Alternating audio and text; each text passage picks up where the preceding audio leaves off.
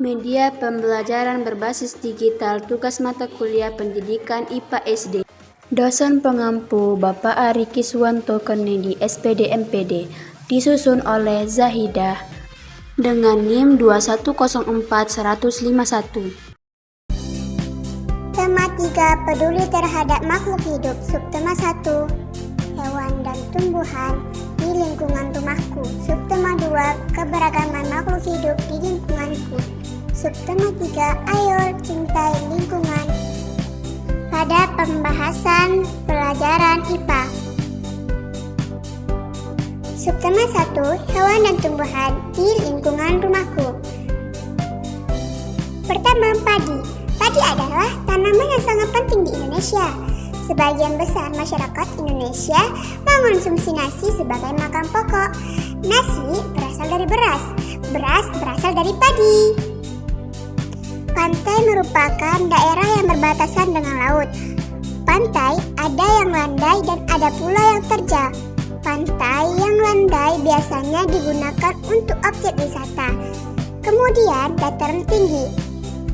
Dataran tinggi adalah permukaan bumi yang tingginya 500 meter di atas permukaan air laut. Dataran tinggi biasanya dimanfaatkan untuk peristirahatan, objek wisata, dan usaha perkebunan. Kemudian ada dataran rendah. Dataran rendah ya permukaan bumi yang datar dengan ketinggian kurang dari 200 meter di atas permukaan air laut. Pada umumnya dataran rendah berada di pesisir pantai. Dataran rendah banyak digunakan untuk berbagai keperluan. Di antaranya pertanian, peternakan, dan permukiman. Pada materi selanjutnya yaitu tentang tumbuhan. Akar adalah bagian tumbuhan yang berada di dalam tanah. Batang, berdasarkan gambar di samping, batang adalah bagian tumbuhan yang berada di atas tanah yang berfungsi tempat munculnya daun, bunga, dan buah. Daun, perhatikanlah gambar di samping. Daun adalah bagian tumbuhan yang berfungsi tempat berlangsungnya fotosintesis, dan pada daun terdapat klorofil. Selanjutnya ada bunga. Bunga merupakan bagian tumbuhan yang berfungsi sebagai alat perkembangbiakan tumbuhan biji. Kemudian buah. Seperti gambar di samping, buah ialah bagian tumbuhan yang berfungsi melindungi biji serta cadangan makanan buat biji kecambah. Kemudian biji adalah hasil dari pembuahan yang terjadi akibat penyerbukan antara serbuk sari dan sel telur pada putik. Subtema 2 yaitu kebersamaan makhluk hidup di lingkunganku, yang membahas tentang di mana tempat tinggal hewan, kemudian cara melestarikan dan menjaga keseimbangan hewan, dan contoh hewan dan karakteristiknya. Tempat tinggal hewan ada dataran tinggi, dataran rendah, dan pantai. Cara melestarikan dan menjaga keseimbangan hewan ada 3. Yang pertama, tidak melakukan pemburuan. Yang kedua, jika ada hewan peliharaan kita memiliki tanggung jawab untuk menjaganya. Yang ketiga, membuat penangkaran atau hutan lindung.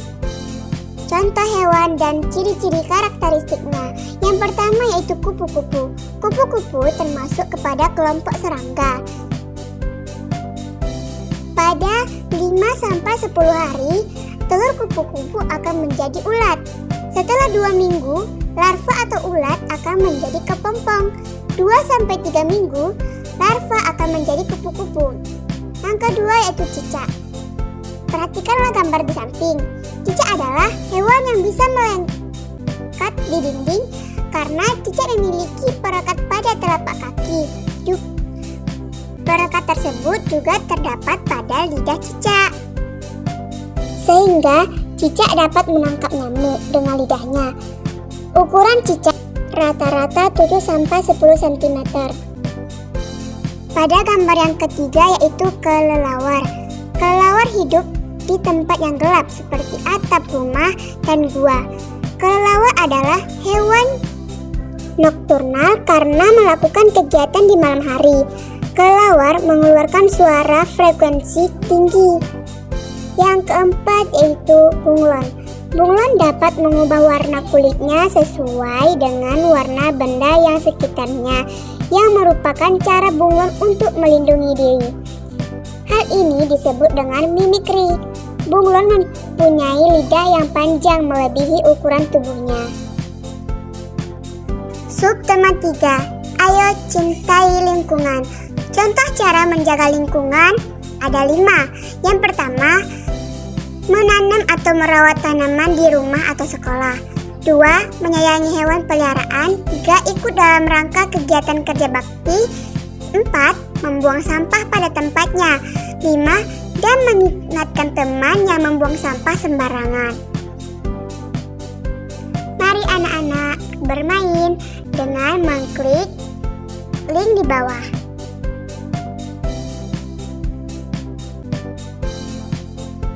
Selamat bermain, terima kasih.